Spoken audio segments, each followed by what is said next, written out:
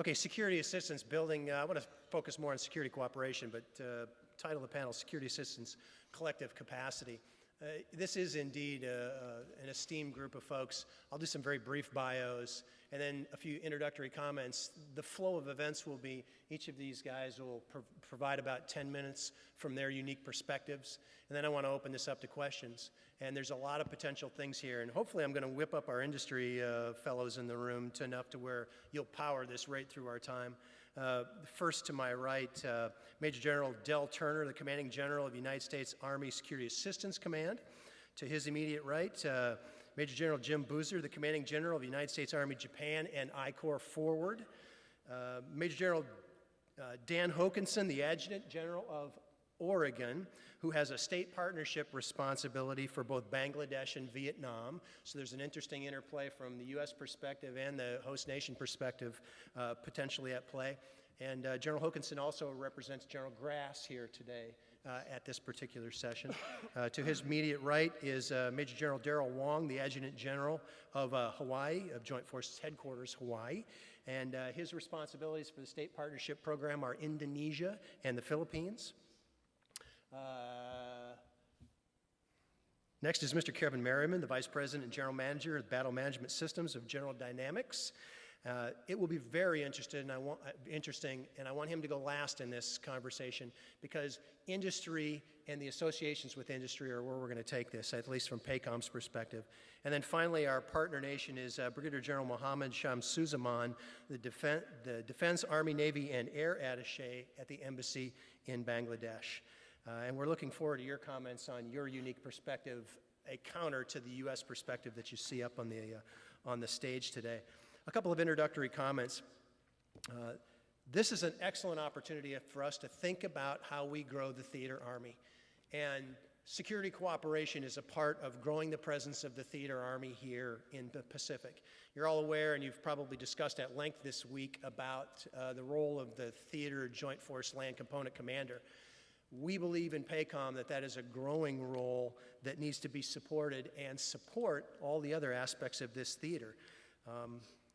So it might surprise you that an Air Force guy stands up here and says that, but we were a big advocate behind the TJ flick, and it will bring us great things as we move forward. As we think about the theater, we've got to think about the capability gaps, particularly with our partner nations, and ask ourselves how we grow that capacity. A lot of challenges out in growing capacity in this day and age. New capabilities, and I want to focus on one right off the bat, kind of to whet your appetite. What is the role of the Army in anti-access area denial? What would happen if we put a ground launch anti-ship capability not only in the hands of our own forces, but in the hands of our partner nations? Think South China Sea, think East China Sea, and the capability that potentially represents to partner nations. And if you can create that kind of capability like many of our partner nations, or excuse me, many of our competitor nations in the world are doing right now and selling that, can we bolster our own industry? Can we improve the capability and the warfighting of our partners at the same time accomplish COCOM kinds of goals? Those are the way, in terms of capability gaps, that PACOM looks at the theater now. So these COCOM requirements are kind of what we're trying to go out and identify to the larger FMS base and enterprise so that that COCOM perspective is kept in place. The other thing to think about is how do we protect the industrial base? Industry is going through challenges. There are peer and near-peer competitors. There are capabilities standing up, co-production and independent production in many nations around the world. How do we make our own industry more competitive to accomplish combatant commander goals?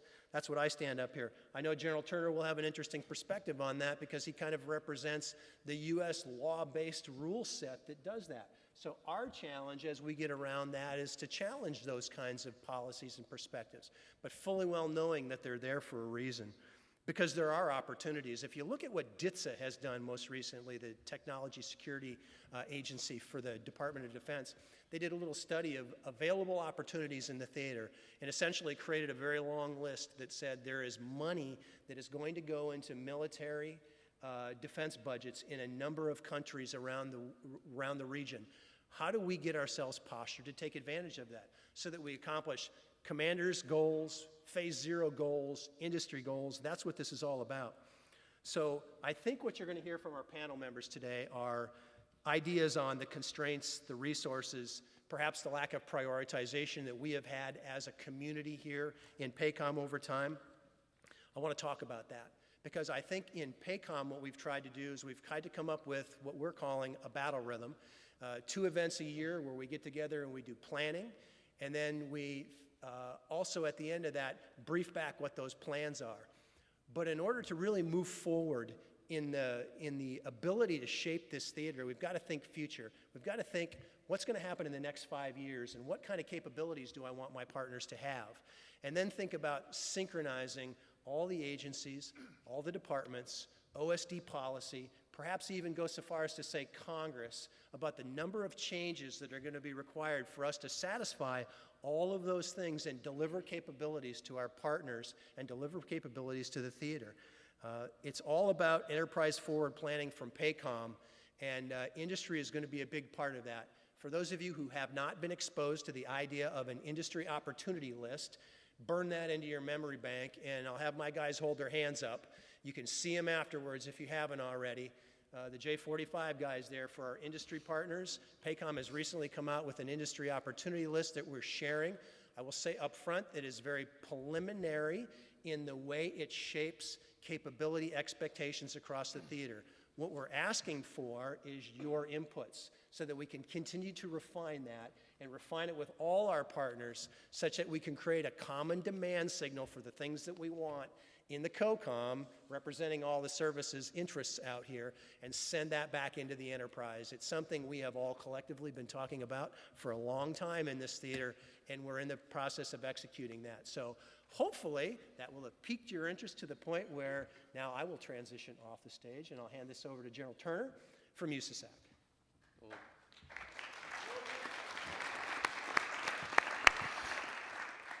Good afternoon. As General McLeod said, I'm Darryll Turner. I command the Army Security Assistance Command, and it's a great privilege to be able to talk to you about what we do and more specifically what we're doing in the Pacific region here to strengthen the partnerships with countries in this region. Chart, please. It's kind of a busy chart, but I can take you around it real quick, but it tells you what we do, how we do it, how we've done recently, and the core organization that we use to do our business and where we're located. In the upper left-hand corner, you can see the mission statement there. We execute all of the security assistance programs for the Army, and this is primarily through foreign military sales cases. But those are just means to an end, and the end is the 3 things that are listed there at the bottom. That is to build the capacity of our partner countries, to support the COCOM engagement strategies, and then to build and to maintain strong partnerships throughout the world. As General Odierno likes to say, cultivate friends before you need them. The upper right-hand quadrant there shows you the scope of the program by COCOM, and we are executing the largest, most complex security assistance program in the history of the Army. We have about 4,700 active FMS cases in 145 different countries, and the total value of those cases is about $142 billion. Sales have been very robust over the last 5 or 6 years, and this year we're at about $5.5 billion, and I suspect that by the end of the fiscal year we'll be somewhere in the range of $17 to $20 billion. The lower left-hand chart there, the map, kind of shows you the core organizations we use and where we're located at. Our headquarters is in Huntsville, Alabama. We have a Security Assistance Management Directorate with each one of the Lifecycle Management Commands under Army Materiel Command, PACOM, CCOM, AMCOM, and JMC. And then we also have a subordinate organization at Fort Bragg, North Carolina, the Security Assistance Training Management Organization, SATMO, that coordinates and provides all of the OCONUS training requests that we receive from countries. TRADOC, SATFA, coordinates all the schoolhouse training for, back in CONUS for systems that we sell. But SATMO, the organization at Fort Bragg, is one that does that for all of OCONUS training. We have a liaison officer with each one of the combatant commands. You're very fortunate to have Miss Linda Dorn sitting here in the back as the PACOM liaison officer. Does a great job. Been here for probably almost 4 years now. And then the chart in the bottom right kind of shows you all of those organizations and the agencies that we use in order to execute foreign military sales. And these are the same organizations that we use to acquire and field systems to U.S. Army units. And so our job at USASAC is to synchronize and coordinate all of the activities of these agencies in order to deliver capabilities to our foreign partners. Our work really starts with very close contact, very constant contact with the combatant command that General McLeod here at J4 represents inside of PACOM, and then also the Army Service Component Commands, to fully understand their security cooperation engagement strategies and understand the needs and the requirements from each one of the countries inside the region.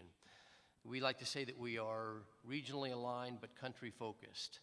And so we are aligned by each one of the COCOMs, but we have 71 country program managers who cover down on those 145 countries that I talked about in order to pull together the programs across all of these LCMCs. So whether a country's buying a truck through a TACOM contract or a helicopter through AMCOM, whoever it might be, the country program manager pulls that together into a coherent program that the country only has to deal with one person when they want to talk about their modernization program.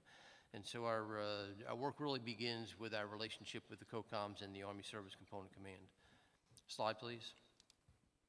And we're executing a very robust and active program here in PACOM. You can see that we have 856 active cases across 23 countries right now. That's up 2 countries from 2 years ago and up about $5 billion over the last 2 years. The upper right-hand side of this chart, if you can read it, show all of the systems that we're currently fielding to PACOM countries. The delivery of the systems, though, and the provision of training to these countries certainly enhances the capability and the capacity of their militaries. But there's some other residual or other elements of the security assistance program that get at the enduring relationship that we seek with these countries. The first one is sustainment. Every system that we sell, we are seeking to provide a comprehensive sustainment program through the provision of contracted logistics support or field service representatives, technical assistance inside the country in order to stand side by side with the country to show them how to operate the system over the life cycle of that system. We have some very successful, very long-term sustainment programs here in the Pacific, and they're primarily centered around the aviation and the air defense systems that we've provided to PACOM countries. I think where we're most successful and probably the best aspect or the most effective aspect of the security assistance program is the opportunity it provides for engagement with that country at all levels. The senior leaders, General Brooks, General Vi, Admiral Rixey from the Defense Security Cooperation Agency, myself, the PEOs visiting the country and helping them, working with them on their modernization strategies. And then also the conduct of periodic reviews. We conduct program management reviews, country management reviews, financial management reviews. At least annually, in some cases, countries ask us to do it more regularly than, or more frequently than every year. And this is where we sit down with the senior leaders in that country and go over the status of their program, the status of the financial transactions that support their program. It goes a long way toward providing them the transparency that they seek and also the confidence that they're looking for from the U.S. government in executing the FMS cases. I've shown up here on the chart a couple of the authorities. There are some 85 authorities that the U.S. government uses to provide security assistance to our foreign partners. I'd like to highlight 2 that I think that we've leveraged pretty well here in the Pacific area, but I think that there's chance or opportunities to exploit even further. The first one is excess defense articles, or EDA. And these are items that have been declared excess by the United States Army, excess of our requirements. And we provide them on what we call an as-is, where-is basis. So the foreign country, or the international partner, looks at the equipment, understands the condition that it is in, and then pays for the transport from that site back to the foreign country. We've provided to a couple countries here in the Pacific helicopters and 113 armored personnel carriers and tactical vehicles and small arms, among many other things. But a couple countries have used this to great success. I think there's opportunity for more countries in the Pacific to exploit that. Regrettably, a lot of times the discussion turns toward equipment that's coming out of Afghanistan and the excess equipment that's in Afghanistan. And countries are skeptical about the condition of that equipment. They're concerned about being able to get in to look at the equipment and do a visual inspection of that, and also concerned about being able to transport it out of there. There's plenty of excess equipment in CONUS that we can begin the discussion with countries here in the Pacific on what they might want for their military. So I think that we need to have the discussion with more of our partners here in the Pacific on EDA. Next, the 1206 program. It's a Title X program that was initiated back in 2007, and it's Title $10 is provided to build partner capacity generally. About $350 million is authorized for this every year. DoD typically executes about $320 million, and the Army has gotten the lion's share of that over the last couple of years. A couple of PACOM countries have availed themselves of this. I think we've had 8 cases since 2011, but I think this is another area where Pacific countries could be more active, and PACOM can be more active in exploiting the 1206 program. There are 2 other programs I think that have proved very effective here in the Pacific, and I also think have potential for expansion in the future. The first one is the co-development, co-production that General McLeod talked about. We have agreements with 5 countries here in the Pacific for co-development, co-production. This is where countries either develop specific technologies for future systems, or they co-produce specific components of a system by their indigenous industry. And given the mature relationship that a lot of the countries have with the United States, given the economies they have here and the industries they have here, I think there's ripe for exploration of different systems that we might co-develop with these countries. General McLeod gave you a great idea here, the land-based anti-ship missile that they're developing here. And then secondly, it's the activity of the Corps of Engineers in the Pacific. And the Corps has been very active with construction projects, with data exchanges, with key leader engagements throughout the Pacific, and then also with immediate and very effective response to natural disasters here in 6 different countries over the last couple of years. Slide, please. Training, I talked to you about SATMO coordinating the training for all OCONUS requirements. Another very important element of the Security Assistance Program, we currently have 31 teams across the globe in 25 different countries. We've just finished up 4 MTTs here in the PACOM area. We have 4 teams that are currently deployed in PACOM with 13 different individuals. And then we're working 12 other cases. 5 cases are already scheduled, they're pending, and will happen here over the next year. And then we're working 7 potential cases in PACOM that will happen hopefully next year. PACOM's always had a great model that they've employed here for training, and that is that they use country funding through a blanket order foreign military sales, or FMS case, that pays for in-theater forces to provide that training to the country.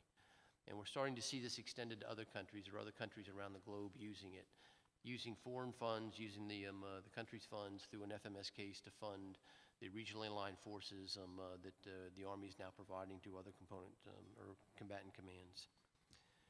And then you can see here at the bottom of the box in the yellow, bottom of the chart in the yellow box there, a lot of success in getting more students to our senior colleges and our intermediate level education back to the States. Almost doubled since FY10. 32 students in FY10, and this year we're projected to have 60 from Pacific countries at our war colleges at Leavenworth, and then also at the Sergeant's Major Academy.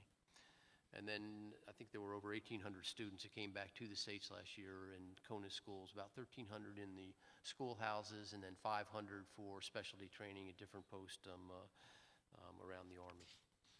And it's another great residual effect of foreign military sales, where we get students back to the States. Chart, please.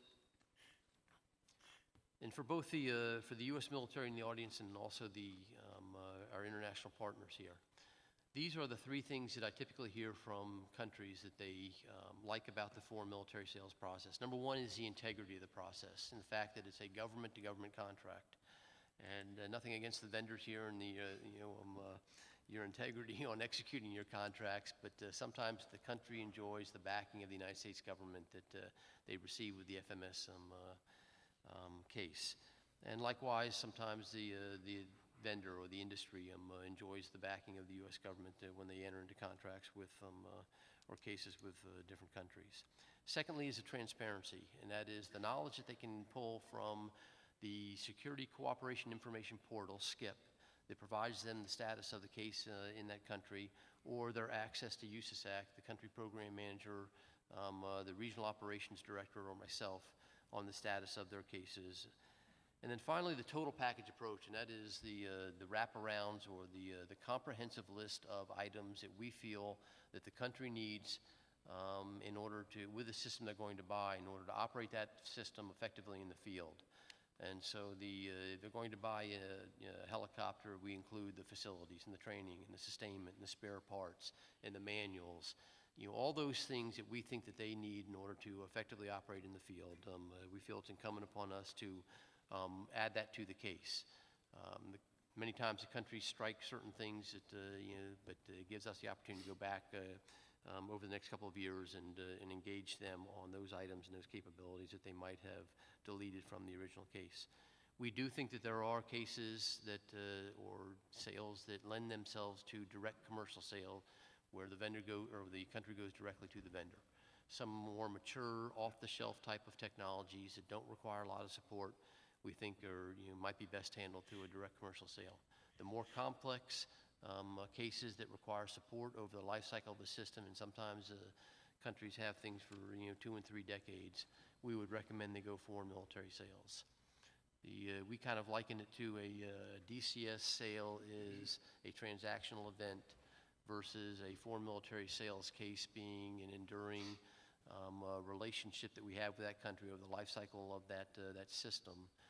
And they're actually buying, the country's actually buying into the U.S. Army program for that system. So I appreciate the opportunity to address you today, and I look forward to your questions at the end of the panel. Thank you.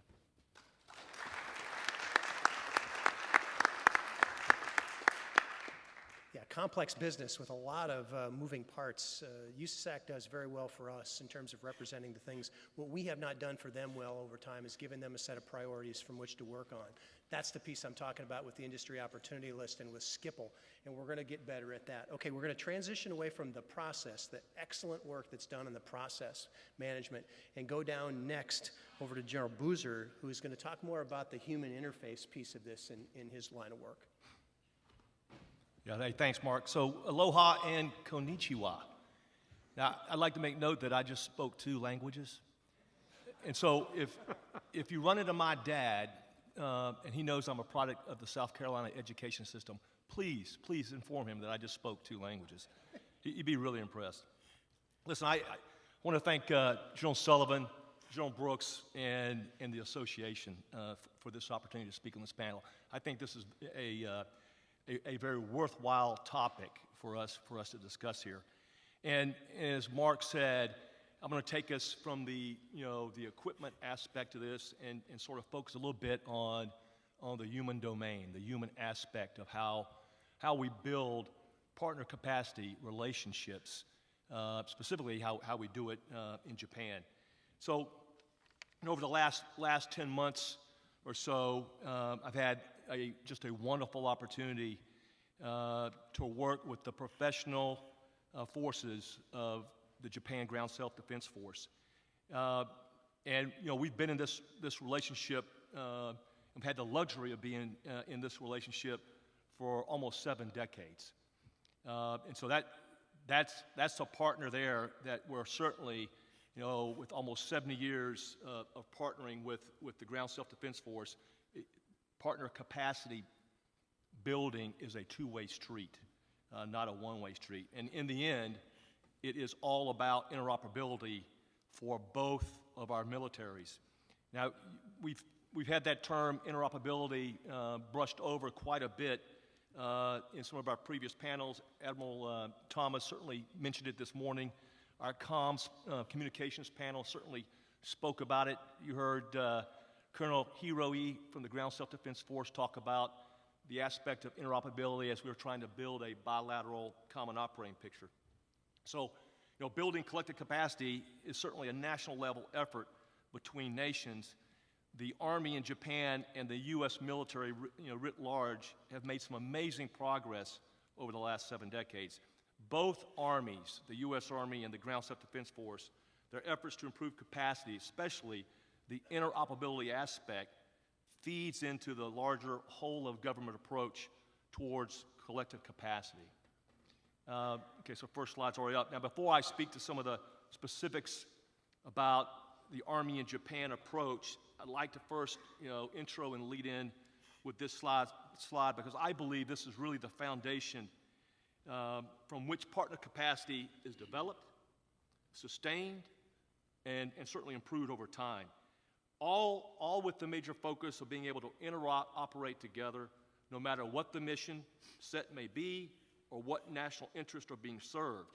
Building partner capacity is an absolute critical component to any national security strategy. And as highlighted in the quote at the bottom of this slide, the phrase building partner capacity appeared 25 times in this recent DoD publication. At the center of building partner capacity has to be what we refer to as the 3 ships. And what we're talking about are relationships, partnerships, and ownership. We've had several panel members yesterday already, like Kurt Fuller, mentioned that it's through partnerships that we increase our capacity and expand interoperability. General Brooks, in his opening remarks the other day, stated bilateral relationships are the cornerstone to multinational cooperation. And that's certainly the case in Japan. And we believe it all begins with the development of personal relationships at all levels, tactical, operational, and strategic. And I'll highlight some of these programs that we use a little bit later on. Now, those relationships are the catalyst for partnerships at various unit and organizational levels. And then it's those partnerships that lead to joint ownership of a challenge, an issue, a concern, a problem set. And that drives the need for interoperability. It's interoperability that will allow us to solve those issues and close those gaps and those seams together. Now, these ships, relationships, partnerships, and ownership are then sustained and built on the foundation of consistent and routine coordination, communication, and collaboration efforts. And Colonel Hiroi mentioned the bilateral coordination center mechanisms that we use in our exercises and operations to affect some of that communication, collaboration, and coordination. Now, in U.S. Army Japan, we have the luxury of having some liaison officers, and it's absolutely critical. Those liaison officers are absolutely critical to keeping the 3 C's of building partner capacity open, transparent, and viable. And they are absolutely central to the ability to have increased communication and shared understanding. And all of this is vitally important, especially now in Japan, as the Japan Self-Defense Force continues to modernize and transform to meet their strategic objectives and their national interests. And it's critical for us to remain linked to ensure that we stay informed of their efforts and we're able to complement those efforts as required. Now, in the end, we all know that capabilities and capacities can be surged, but it is those relationships and the fact that trust cannot be surged.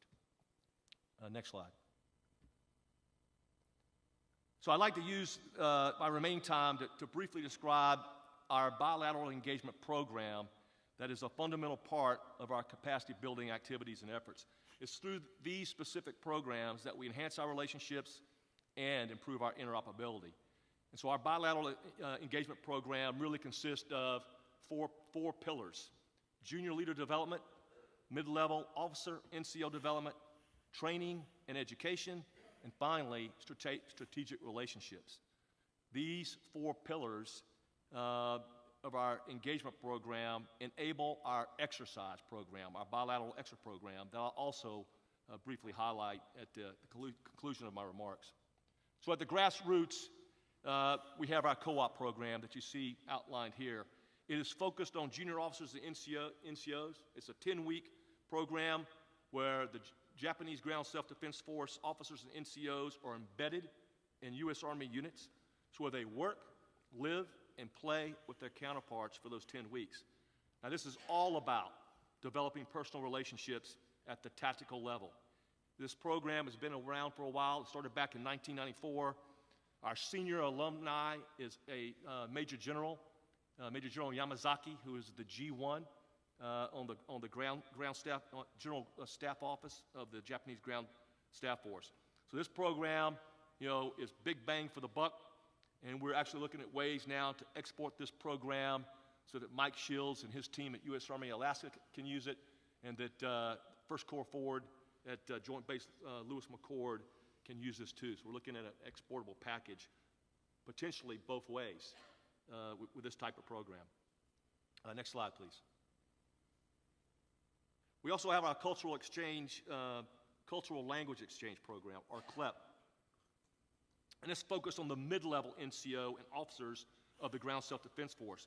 It's where we send U.S. officers and NCOs as guest instructors for a week at a Ground Self-Defense Force school. And the aim here is to develop the Ground Self-Defense Force knowledge of U.S. forces, culture, organization, characteristics, and capabilities.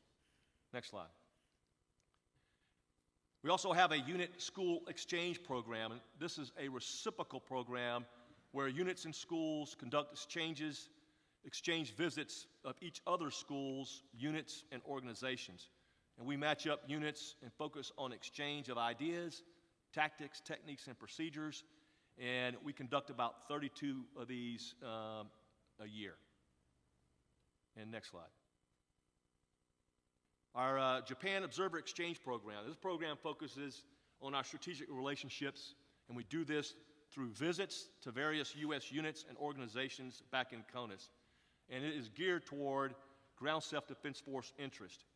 Most recently, my Command Sergeant Major Steve Payton took the Ground Self-Defense Force Sergeant Major of the Army to include the regional Army Command Sergeant Majors to Fort Polk to observe how we train at JRTC, as well as a trip to San Antonio Military Medical Center to observe how the U.S. Army educates and trains its enlisted medical personnel.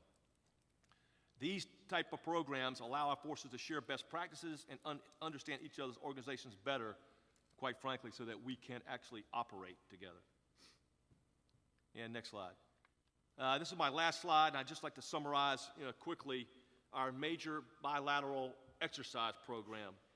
But at the foundation, of course, really are those exchanges that we conduct at the tactical, operational, and strategic level. This exercise program, though, is how we enhance those partnerships, improve interoperability, and mission effectiveness at the tactical, operational, and strategic levels.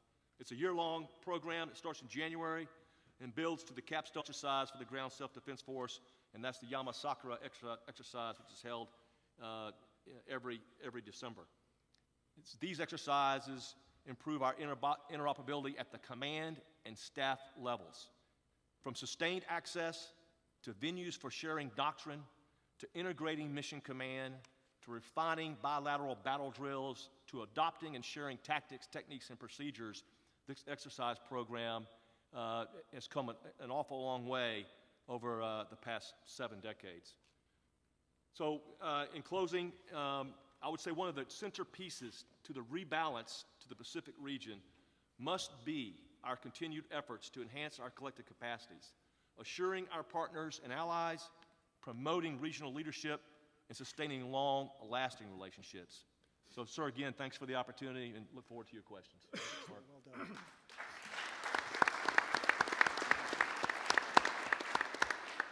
that really was a good tip of the spear illustration of what we consider to be solid planning from the component that we are able to prioritize, to support with funding, and then execute through the various programs. And that's a model for how we expand into the theater as well. A different perspective on that now comes to General Hokanson, who represents the the National Guard Bureau, as well as his State Adjutant General. Please go ahead, sir. Thank you. Good afternoon. On behalf of General Grass, the Chief of National Guard Bureau, who could not be here due to prior commitments in Washington, I would like to thank General Sullivan, General Brooks, and AUSA for the opportunity to be part of this panel. As General McLeod mentioned, I'm the Adjutant General from the state of Oregon, but prior to that I served as the NGB J5, where my duties included oversight of the State Partnership Program. In terms of security assistance, building partner and collective capacity, the National Guard has been very involved through our State Partnership Program since 1993. I know most of you are familiar with the program, and I greatly appreciate the references to it I've heard here already. So I'll briefly touch on a few recent updates before discussing Oregon's specific partnerships with Bangladesh and Vietnam. As you can see from the map, the National Guard currently has 68 partnerships across all combatant commands.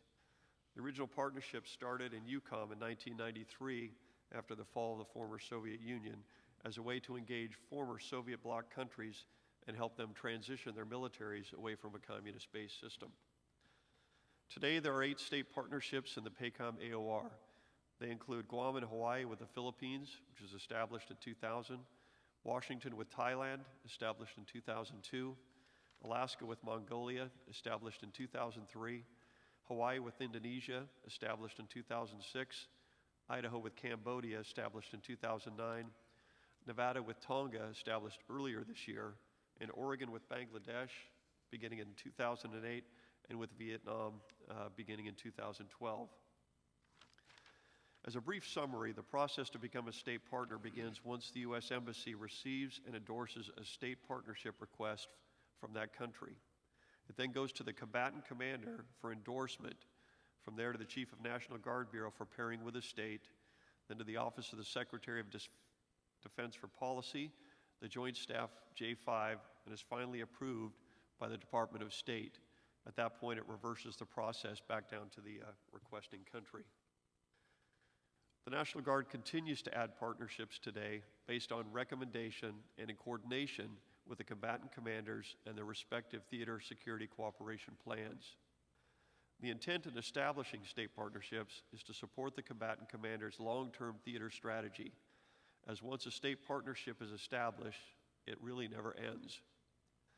Even with some of the early state partnerships in EUCOM, where the partner country has progressed to the role of a NATO membership, such as Illinois' state partnership with Poland, the partnership moves to a new level, as reflected in the fact that National Guard forces have deployed with 16 different state partner countries on 87 rotations in support of Operation Iraqi Freedom and Operation Enduring Freedom. As the war in Afghanistan winds down, there is a growing shift to partnering for United Nations peacekeeping operations and partnering, where states with 2 state partners link their senior partner with their newest partner when it is appropriate. This year, Tonga was added to the PACOM AOR, and Togo and Benin were added to the AFRICOM AOR. The National Guard Bureau is currently working a request from Libya. These partnerships reflect an evolving and enduring international affairs mission for the National Guard by emphasizing its unique state and federal and civil military characteristics in interacting with both the active and reserve forces of foreign nations, interagency partners, and international and non-governmental organizations. State partners participate in a broad range of security cooperation activities to include homeland defense and security, disaster response and mitigation, consequence and crisis management, interagency cooperation, border, port, and aviation security, medical fellowship-style internships, and bilateral familiarization events that lead to training and exercise opportunities. In the last few years, the National Guard has worked to standardize the entire state partnership program to ensure each and every engagement is informed and coordinated to directly support the combatant commander's theater campaign plan. This includes pre- and post-engagement coordination with the combatant command and the embassy country team. As a very important side note, the entire state partnership program budget for this year for all 68 partnerships was only $14 million, an exceptional value for our nation. Next slide, please. To transition to the partnerships the Oregon National Guard has with Bangladesh and Vietnam in the PACOM AOR, Oregon is continuing its tradition of connection to the Pacific, which began with the Oregon Volunteers in the Philippines and Oregon's 41st Division in World War II. Also, as a West Coast state, the Oregon National Guard is teaming with 1st Corps at Fort Lewis, Joint Base Lewis-McChord, to focus our efforts to support PACOM in any way that we can and maintain that connection.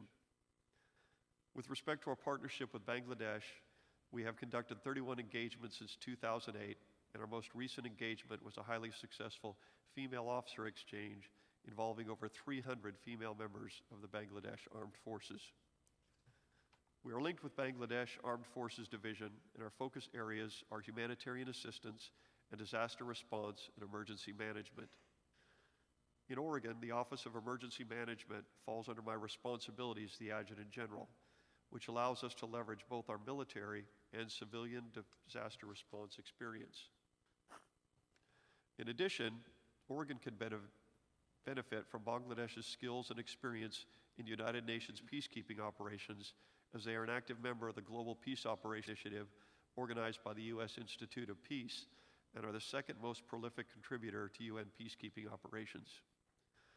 Another important component to our partnership is Bangladesh's experience with natural disasters. In particular, their experience preparing for the impacts of floods, cyclones, and tidal surges, which we hope to learn from as we continue to develop our plans in preparing for a potential Cascadian fault event and the requirement to rapidly evacuate our coastal communities if there is a resulting tsunami. To help and solidify and improve our commitment with Bangladesh, we recently assigned a captain full-time to the U.S. Embassy in Bangladesh to work with the country team in Bangladesh's armed forces on a daily basis to help identify and coordinate future opportunities that will benefit both of us and our respective country and state as we prepare to do everything we can to ensure the safety and security of our citizens. With respect to Vietnam, we have conducted 19 engagements since 2011. Due to a variety of factors, we are currently linked to Vietnam's National Committee for Search and Rescue for the Socialist Republic of Vietnam, or VINA-SARCOM. This relationship avoids sensitive traditional military-to-military activities while allowing access and cooperation activities. Our focus areas with Vietnam are the same as Bangladesh, HADR, and emergency management. Our partnership complements a broader United States engagement with Vietnam in pursuit of shared priorities such as disaster relief, education, health, trade, and the environment. Oregon's connection with Vietnam is also influenced by the economic connection between companies headquartered in Oregon, such as Nike and Intel, which have large economic interests and associated business relationships with Vietnam. As with all partnerships, ours directly supports our broader national interests and PACOM's theater security cooperation goals by engaging via military, socio-political, and economic conduits at the local, state, and national levels. And, like our partnership with Bangladesh, Oregon is also assigning an officer to the embassy's country team to work on a daily basis with the embassy staff and VINA-SARCOM on future opportunities between Oregon and Vietnam. There are many benefits to both the partner country and our own state, and what I would like to highlight is the professional development of our soldiers and airmen. As the number of deployments decrease with our operations in Afghanistan and other locations overseas, the State Partnership Program offers the opportunity for our soldiers and airmen to work with our partner countries and our own active services to continue to learn and develop and gain invaluable experience they may be called upon to use one day. In addition, as with all state partnerships, the captains that work together now will be tomorrow's majors, colonels, and general officers. And there are numerous examples where our state partnership countries' senior leaders and chiefs of defense were integral to our earlier state partnership efforts. Lastly, every one of us know the value of relationships, and these partnerships provide an added benefit because most of our National Guard leaders remain with their state their entire career, allowing a very close relationship developed over time with their counterparts, thus providing the United States and combatant commanders another avenue of informal communications when it might be needed most. Thank you again for this opportunity, and I look forward to your questions.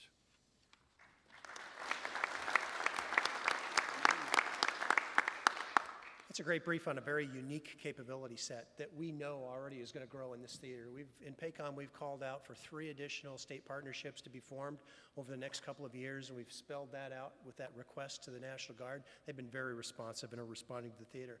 I want to skip down the table a little bit, General Wong. Sorry, I'm going to skip over. I want to go down to General Shamsuzaman, because I think you have an interesting perspective from the country level, from the partner level, that I would like to introduce at this point to give us some things to think about from your perspective. So please go ahead.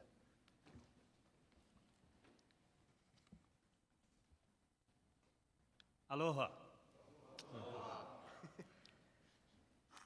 First of all, I would like to thank General Sullivan and his team, General Brooks, the host, and also General Iqbal Karim Bhuiyan, my Chief of Army Staff, for giving me the opportunity to talk in this forum. Ladies and gentlemen, as you know, the concept of security cooperation or peacetime military engagement among the regional countries has been evolving significantly over the last few decades with the rising of transnational and non-traditional security threats. From the perspective of a country like Bangladesh, the security cooperation means combating together the transnational and the other non-traditional security issues that are adversely affecting the socio-economic development and also the environmental condition of the country. Focusing on the transnational security issues, the security challenges required widespread and collaborative transnational responses, highlighting the importance of cooperation among the states in the region. Besides, long-term policies are also needed to neutralize the primary cause of transnational threats to security. In that, Bangladesh Army looks forward to be an effective contributor of security cooperation in the Asia-Pacific region, with a view to combating these transnational security issues. Being located in the South Asia sub-region, Bangladesh faces few major challenges from these security threats. Let me explain these one by one. First comes the challenges from the environmental degradation, like deforestation, river pollution, unplanned urbanization, and inadequate water in the major rivers. Due to the geographic location, Bangladesh is prone to major natural disasters like flood, cyclone, drought. Bangladesh is also under threat of potential major earthquake. Global warming is another major issue that threatens the environmental issues of Bangladesh. Bangladesh is prone to illegal trafficking of arms, golds, drugs, and other contraband items. Human trafficking, especially women trafficking, is also a significant security concern for Bangladesh. Due to poor economic and socio-economic and ethnic regions, illegal migration from and to Bangladesh has become a regular phenomenon, which is a constant threat to the overall security environment of Bangladesh. Especially, the Rohingya crisis in the southeastern part of our country pose a serious security threat to the overall makeup of the country's security environment. This is also posing kind of threat to the economy of the country. Cybercrime is also spreading in an alarming rate, posing serious threat to national and regional security. Due to global warming, food adulteration, large migration, unplanned urbanization, and misuse or overuse of antibiotics, many kinds of infectious and non-infectious diseases are spreading globally. And Bangladesh is no exception to that. For Bangladesh, a major concern is influenza pandemic. Besides, poor sanitation and weak healthcare infrastructures aggravate the possibility of a regional pandemic and threaten to overwhelm the healthcare capacities of Bangladesh. Bangladesh Army is a key player in combating the transnational and other non-traditional threats to Bangladesh. In pursuing this role, Bangladesh Army follows the strategy of strengthening its capacities through training, organizational restructuring, provisioning of resources, maintaining close cooperation and liaison with relevant government agencies and civil society, and on the top of all, maintaining a close security cooperation with regional and international military partners. However, the objectives of the security cooperation strategy of Bangladesh Army are combined training and exchange of expertise, sharing intelligence, resource sharing, extending supports for crisis management, establishing legal frameworks, bilateral and multilateral military cooperation agreements, and establishing regional or sub-regional task forces to combat specific threat or threats. Keeping in view the challenges and also the strategy that I have just mentioned, Bangladesh Army has taken few steps. These are restructuring of organization encompassing command and control structure, special task organizations, interoperability, and increasing and enhancing functional reach. Provisioning of special equipment and other resources to the organization, special training on combating non-traditional threats, and conducting regular bilateral and multilateral exercises with partner countries. Hosting, organizing seminars, symposiums on regular basis on regional and international issues. And organizing peace support operational training for both national and international military participants. Bangladesh Army is also faced with kind of challenges while implementing those plans, and these are flashed on the screen. Budgetary constraints, lack of expertise, limited resources, differences with other partners in operational procedure, absence of legal framework, absence of common approach to deal with various threats by various countries. On the top of everything, I would like to say one thing, that Bangladesh understands the importance of security cooperation among the regional and international partners to fight these non-traditional and transnational security threats. And we strive and earnestly seek the assistance of our regional and international partners. Thank you very much.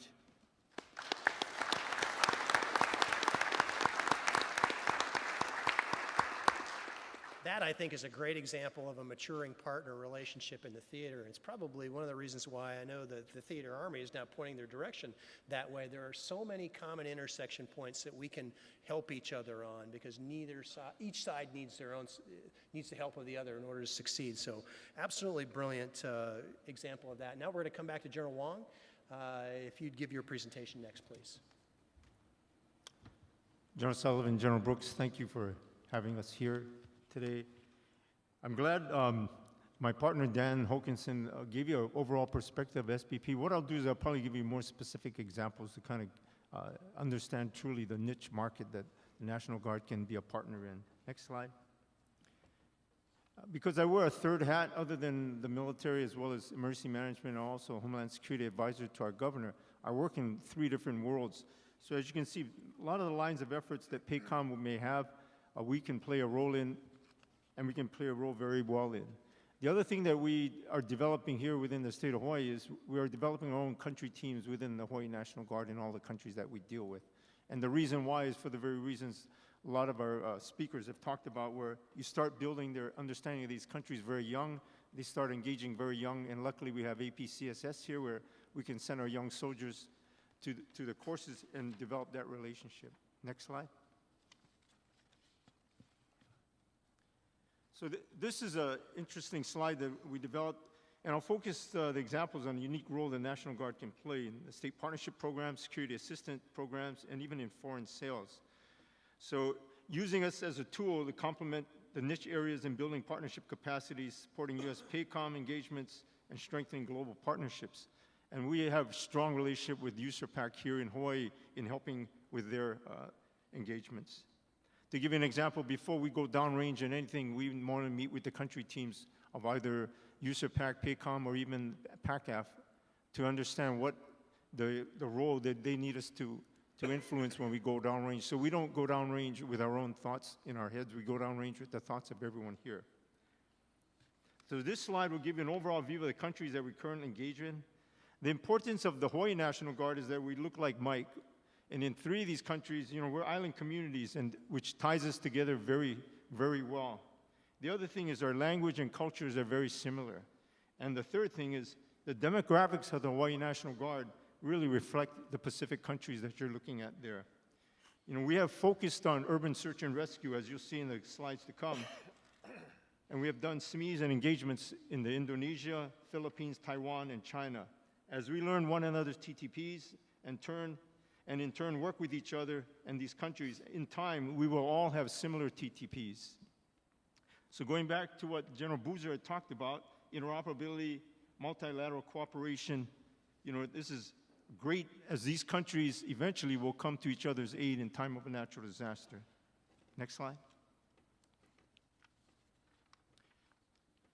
So as you look at the partnerships that we have, as you look from left to right, a lot of the engagements that we do in our state partnership also reflects some of the exercises that PACOM, USAPAC, and even PACAF asks us.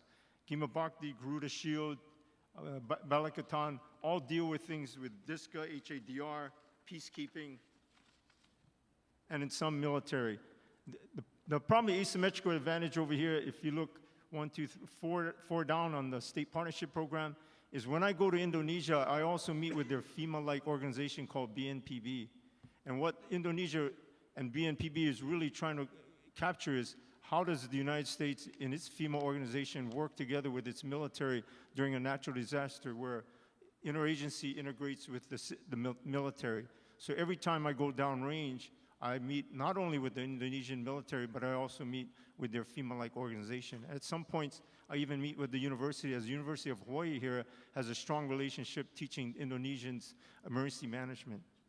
Another offshoot of this is we brought the Pacific Disaster Center to Indonesia, and their relationship with Indonesia, they have their own relationships. They help Indonesia build the AHA, the ASEAN Humanitarian Assistance Center, with disasterware, and they continue to help Indonesia and ASEAN countries develop their capability for a common operating picture.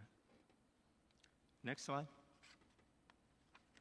So our state partner with Indonesia is very critical, as we know, to to PACOM, as well as to USAPAC and to PACAF and to the United States, because it is a lead ASEAN country.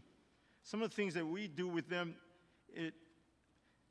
last year, for example, to give you another asymmetrical advantage we can provide is, last year, General Wazinski asked us, they needed to get an airplane downrange to do airdrop. There was no other way they could do it within the structure of the active duty military. Well, we got very creative. We used one of our C-17s, but we needed a military cargo on it, so we loaded a UH-60 and flew that down to Indonesia. So that C-17 was used to do airdrops, which was needed for an exercise there, but we also brought a UH-60 to help provide in foreign sales, showing them what a UH-60 capability to do and what a C-7 can do in bringing a UH-60 from one country to another. So again, kind of an asymmetrical advantage that we can do some creative things that may not be in line with where the Title X forces can. Future things that we plan to do with Indonesia is bringing them here to Vigilant Guard. But as we talk about multilateral things, Vigilant Guard will be a very detailed HADR event here in the state of Hawaii, but it may even impact Guam. So we're inviting Indonesia, Taiwan, as well as the Philippines to come. And as these three countries come here in the state of Hawaii, we'll all share our ideas on disaster management. So again, going back to this idea of cooperation and multilateral engagements. The other things we plan to also do with Indonesia is a cyber SME, medical SME with combat lifesaver, getting down to the soldiers themselves. We also, as they come here, we also take them over to the University of Hawaii to show what the universities are teaching. And we also bring them over to the Pacific Disaster Center. Next slide. Ongoing right now is a senior NCO development. We actually have a team going downrange right now in partnership with USAPAC. And this is the third time we've gone downrange to do this.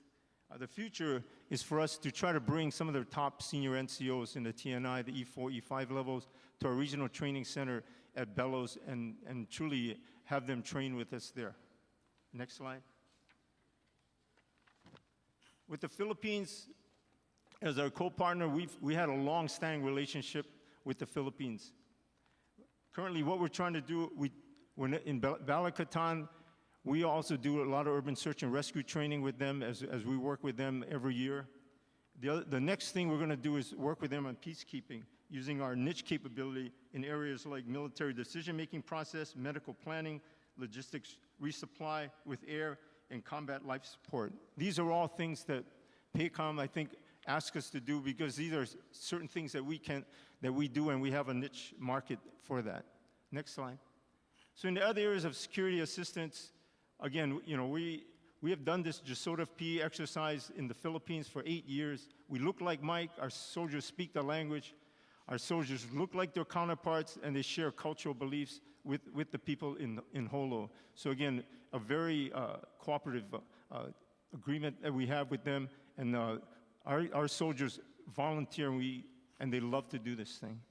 In foreign sales, they wonder, what does the National Guard do in foreign sales? When USAPAC has countries come here and they need for us to show them what a SAGE-47 can do for firefighting or for lifting, we provide that capability to them. And also, in case they want to look at a UH-60 and a capability of a UH-60, we also provide that also, because we share both those platforms at Wheeler alongside the Army.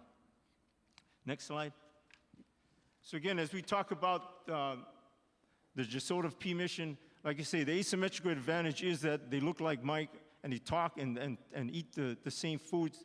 And in the end, we had our last JSOTF-P mission because they've been so successful. They created a basketball tournament with the Philippine Marines there, and it was a great event. Next slide. We do a lot of engagements with Taiwan. The reason why is they are an island nation like us. The other thing is Hawaii has a close affinity to Taiwan because Sun Yat-sen did come here and went to Punho and Iolani schools. So the Taiwanese have a close relationship to Hawaii. So our long continuing relationship will help PACOM in developing this close tie with Taiwan that is kind of an interesting relationship that we have because of other countries out there that look upon our relationship with Taiwan.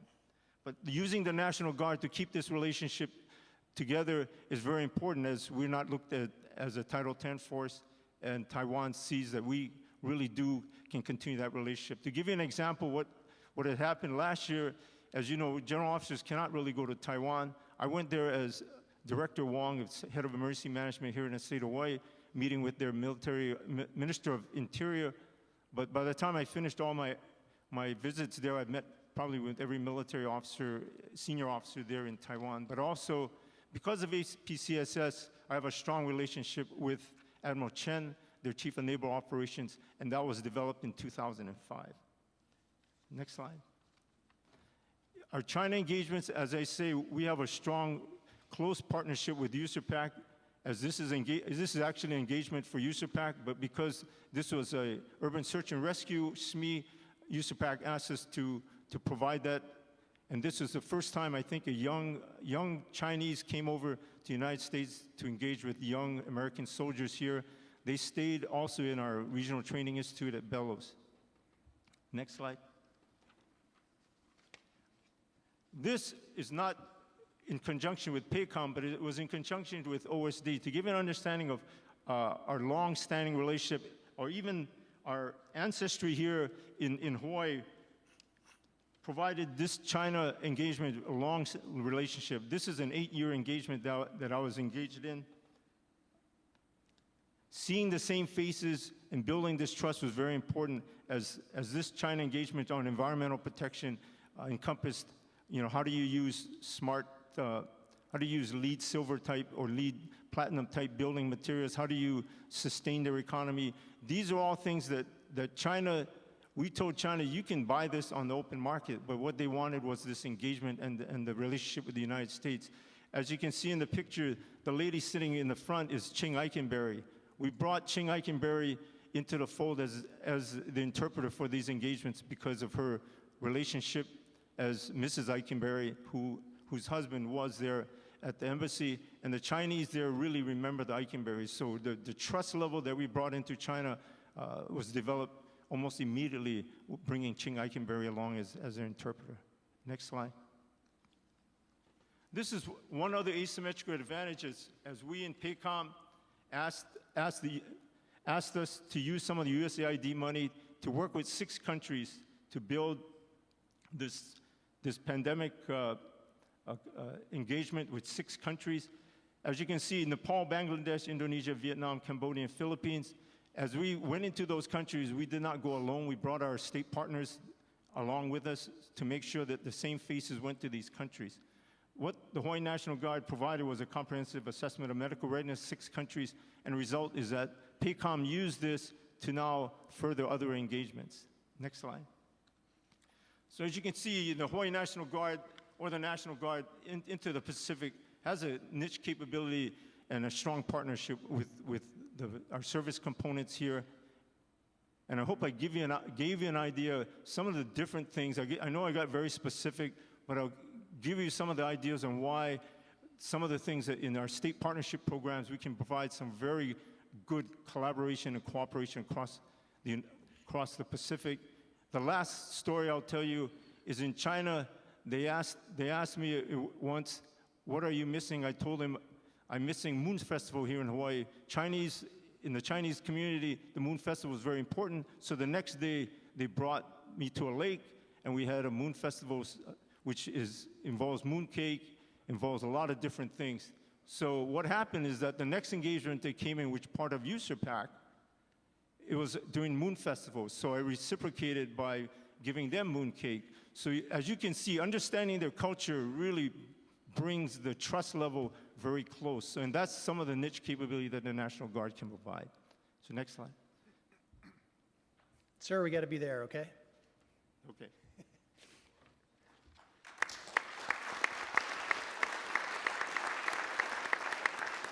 Because I'll give you an opportunity at the end to come back if you had any last points to make. I want to make sure that we give Mr. Merrigan an opportunity to touch the base from industry's perspective. And then, interestingly enough, I think your really good brief sets you up to answer that question, I think, really well, too. So please, sir, go right ahead. Afternoon. Thanks for the opportunity, sir, to speak here today. I prepared my slides prior to the morning comms brief, so I will try not to be redundant. I'm going to hit it from a tactical C4ISR perspective, and I will try to be done very quickly so it leaves time for some Q&A here at the end. Next slide, please. My bullets are a little different than what Admiral Thomas talked this morning, but I think the importance of the Asia-Pacific region is very clear to everybody. Just to highlight a couple of the key points on this slide, the Army is the largest service in 26 of the 27 nations with armed forces in the Asia-Pacific region, and 8 of the 10 largest armies in the world are in the Asia-Pacific region. There are 24 large-scale exercises, which is a key point this year in this region with 14 nations, and I'm corrected on this slide, 8 National Guard state partnerships based on what General Hokanson said.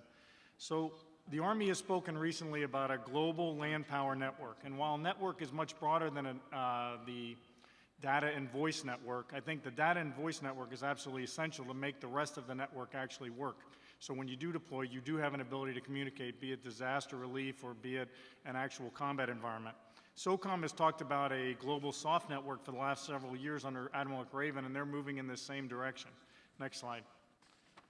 So a little bit about interoperability and some of the challenges, and these are just some of the challenges, some of the concerns around this interoperability and move into this idea of a global network. Not all-inclusive by any means, but it does get to the point that Admiral Norton brought up this morning about an agile, defendable, reliable network. Recently, General Brooks assumed responsibility as the Theater Joint Force Land Component Commander. Huge responsibility across the board, but a huge responsibility in just the networking piece of this. How do you have an interoperable network, not just for the joint force, but that potential coalition force or your partner force or whatever you fall into? Intelligence and information sharing has been a problem in the Middle East for years. We have largely put Band-Aids and baling wire and other problems to stitch it together. I'm not sure we ever really solved it, though. We put a variety of different networks in place to solve it. I'm not sure we ever really did solve the problem, though. There are both policy problems and systems problems. To me, the systems problems are very surmountable, very easily solved, really. We have smart software guys, systems guys, network guys that can solve the problem. The policy challenges, though, are really onerous. Those are big, hairy problems that take some people to really dive into, both from a U.S. perspective, an interagency perspective, intergovernment perspective, joint perspective, and allied perspective, and has to be solved because it relates to everything else on this slide. Targeting. We have a hard enough problem doing joint targeting. Now add joint and allied or partner targeting. And how does a U.S. force get the data it needs for the correct location for allies to assist in targeting and actual call for fire for allies? Situational awareness and position location. Understanding where everybody is on the map so you can do other things, get the right information, make the right decisions in a timely manner, and do targeting, and have an accurate COP. Planning and recruiting, some of the things that were talked about by General Shields this morning from Alaska, and route mission command, early entry, garrison operations. I talked to General Nicholson at the 82nd recently. He plans on leaving his main command post behind, leave it at Brig, and deploy the rest of the division, deploy his TAC, operate out of his TAC, and never deploy the main. Leave it behind. How does that work? How do we do that? How do we make that work? And how do we make sure that we can communicate from, say, Fort Bragg anywhere in the world, in any condition, and en route for an 18-hour flight like General Shields was talking about? That's a big problem, and things can change dramatically in 18 hours. Graphics and orders. The U.S. uses what's called 2525 B or C series graphics. What do our allies use for graphics? Because our little circle with the word OBJ or objective in it may mean something totally different. And that's not even when you start taking into effect the language barriers. That's just the graphics, just the symbology. Communication systems. A lot of the U.S. has moved almost entirely to digital communication systems and software-defined radios and other things. Our allies are still, when we talk to our allies, most of our allies are still talking when we talk communications about a voice communications. How do we share digital communications with allies? How do we make this work? Information assurance and cyber has been hit on several times today. It's a huge growth area. It's also a huge risk area that you can take down the entire network with one push of a button, potentially, take down that entire communications network you built for years and practiced and rehearsed and learned to use. Terrain and foliage issues with SATCOM. The U.S. tactical communication system is largely built today for SATCOM on what's called KU or KA band SATCOM. And not to get too technical, but that SATCOM is great in the desert. There are no trees, it rarely rains, everything's perfect, and we have it put in place. It's been there for 11 years now. We haven't really been very mobile. Now take this and make it mobile and try to burn a SATCOM signal through a triple foliage canopy or through a heavy rain. That's not going to work. It just doesn't work. So what are we going to do when we deploy into these theaters? Are we going to operate just from wide open airfields or in the middle of a drop zone or from whatever? Because that's really what you have to do today unless we look at making some changes. Mission threads. What has to communicate with what? What is the minimum good enough? And the Army's gone through a couple of what they call good enough drills over the last few years to get a baseline. But let's just, I'll throw these out there. The ability to call for a medevac, the ability to say troops in contact, the ability to have an accurate common operational picture, ability to do a call for fire, ability to clear fires. Are those the good enough things? Admiral Thomas talked about a need for having a playbook ahead of time. If you could build a playbook that says this is the minimum level of good enough, the minimum level of interoperability, and that's what we're going to exercise through these 24 exercises and these 8 National Guard partnerships. And then every year we're going to improve upon those. Every exercise we're going to improve upon those. And we're going to make force structure decisions. We're going to make decisions on force management, decisions on what we buy off of those. One thing this morning that I would caution everybody about, and particularly the maneuver type commanders, not so much the signal corps guys, and I don't want to sound disparaging towards the signal corps guys, but the maneuver guys. Oftentimes in the past, oftentimes we look to the signal corps to solve this. This is world hunger, signal corps go off and solve this. But this is a maneuver commander's issue. And the maneuver commander used to be when we used to go to JRTC and NTC, we do leader development training, and we'd all sit there and we talk in depth about what were on those overlays, those acetate drops that would come down on a map, what were the things that a commander needed to know for his priority information requirements or EFI or whatever.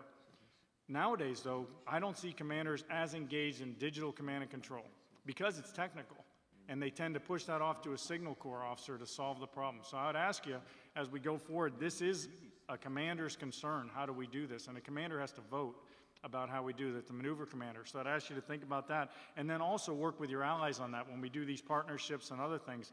What do they need, and how do we make sure that we have that degree of interoperability and then build on it? And next slide, please. Last slide. So just a couple of questions. What's good enough? And can we define those? And can we establish some standards? And can we improve upon those other times? Can we leverage these exercises and the partnerships?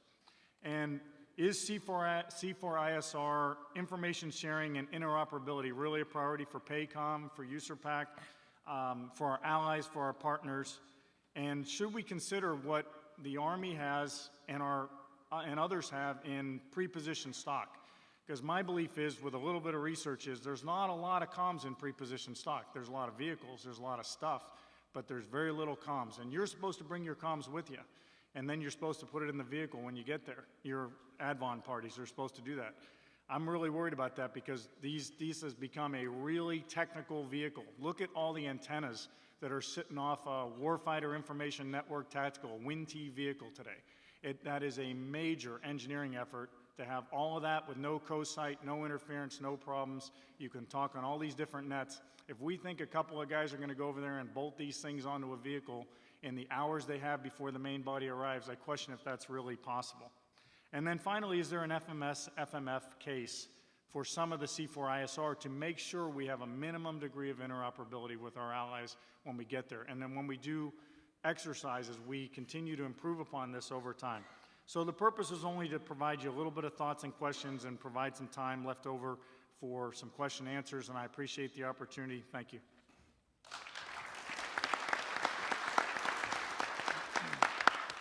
Well, I think once again this group has proven that in the space-time continuum of life, 10 minutes per person is an unachievable goal. But the perspectives that we've shared here this afternoon have been very valuable. We've been handed some questions. Let's succinctly go through those. I think we'll go ahead and start General Hokanson, and then we'll go from there, because I think we have about 4 questions, and then if we have any other time, we'll open it up to the audience as well. Okay, thank you. The first question I received from General Swan: are there plans to expand the SPP program? And interestingly enough, when I became the NGB J5, I queried all the states across the nation to determine what our capacity was. And in 2013, it was about 90 partnerships. And when you look at individual states, and that number we say is a little bit flexible, because in the case of North Dakota, not a large state, but they have 4 partnerships. But the key is they're small partnerships and they're all very regionally aligned, and so they can actually visit all of them in 1 or 2 trips. In the case of California, you have 2, Florida has 3, Oregon, we're about a middle state of about 9,000 military members. We have 2. And so based on that, we see growth of about 3 to 4 over probably the next 5 years. And at that point, we'll obviously reassess it along the way, sir, but great question. And then the second question, does SPP have an envisioned expanded state civilian agency participation? And previously, there was authorization to bring along some of our state, as long as they were state agencies or federal agencies, on some of our visits, our state partnership. However, there was a change in that resource allocation where it came into question, and so we stopped doing that. There was a new Department of Defense instruction that came out in 2013 that readdressed the question, and we're now trying to get clarity on whether or not we have the authorities to do that. As one example, I'll use within Portland, we had the Portland Police Bureau, where they actually procured their own funding to work with Bangladesh. There was a concern about the relationship between the local police and the community. And what they did is some of our police officers who were in the National Guard came over in their civilian capacity and worked with the law enforcement and the schools. And what they taught the children was, hey, when you see a police officer, wave and say hi to him. And it kind of started at the lowest level to change that culture, and they saw a vast improvement in the relationship between some of the communities and their police forces. So, great question, sir. Thank you. General Boozer. Yeah, okay, so I had a question. It's a good one. It's one of those million-dollar questions. Can you address the role of the U.S. and its challenges and opportunities with mentoring a Republic of Korea-Japan bilateral relationship and/or a U.S.-Japan Republic of Korea trilateral relationship? So first I'd say there ain't no secret sauce for doing that. General Brooks mentioned in his opening remarks, and I mentioned it in my remarks, that bilateral relationships are the cornerstone to multilateral cooperation. And I think when you get to a point, first you want to start with the whole of government approach. You want to be able to find some common national interest, to bring folks to the table. As the military, we can certainly look for common military interest to bring military exchanges together. I think starting at the lowest level in a lot of ways is beneficial. And the example I gave you for our program that was started 10 years ago, where we're bringing young junior officers and NCOs, it's been 10 years now. We now have a major general in the ground self-defense force. That took 10 years. And so, it's all about persistent engagement, dialogue and discussion to bring folks to the table. And I think sometimes you need to just start at the lowest level to bring those to fruition. A very good example is, last year we had our first, General Brooks hosted our first Japan, Australian, U.S. trilateral. And so the U.S. has a role, but there are other regional leaders here in the Pacific that have a role to help develop those multilateral relationships as well. General Wong. I'll have Dan answer this, Okay, so this particular question. The question is, right now we do not have visibility of engagements by states in SPP or by other units or services. How can we better coordinate and integrate engagements to achieve our strategic objectives? Part of the standardization of the state partnership program was to make sure that all of our states were involved with the combatant commanders, the country team, and the ODC to ensure that they attended all planning conferences and no engagements were conducted without prior coordination. And when I left the Pentagon, we had been using TISMUS as the system of record, and I apologize because I don't know what the acronym stands for anymore, but it was transferring to the global TISMUS to allow all combatant commands and folks to have visibility on every single engagement that occurs. Now, it is a huge database, and there's a lot there, but we're making every effort we can to ensure that no one should ever be surprised by an engagement that's being conducted. And if you ever are, please let us know so we can go back and address it. But we are making every effort to make sure everyone has visibility and that everything supports the combatant commander in his theater security cooperation goals. Yeah, I'll echo those comments as well. The state partnership guys have done a great job integrating themselves into the PACOM battle rhythm, where your state engagement programs will now become formally a part of our country security cooperation plans. So I think we will do a better and better job drawing that information out. Okay, last question. How has rebalanced influenced partner nations outside of PACOM to more actively pursue relationships in the PACOM AOR? The examples cited here are Chile, UK. I'll use the UK as a great example of that. Most recently, a 3-star from the UK came into PACOM. They are very interested in becoming a permanent presence on the PACOM staff to, in essence, become a deputy to the J4 so that we can do multilateral engagements. I think that's one example of how we are exploiting our Australian counterparts, how we are bringing in other officers from our different partner nations to operationalize, to internationalize the PACOM staff as well. France, most recently, is also very interested in drawing together with us and cooperating in the theater, so I think that piece is there.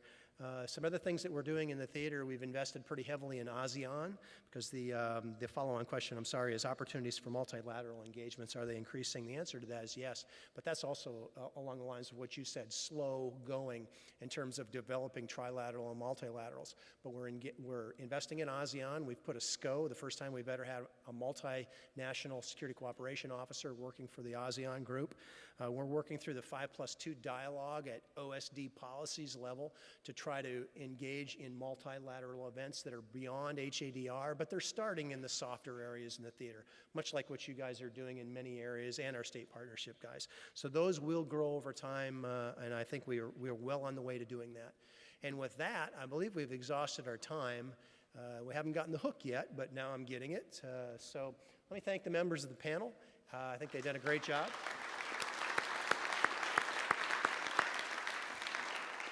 And we'll be available afterwards to answer any additional questions that you might have. Thank you.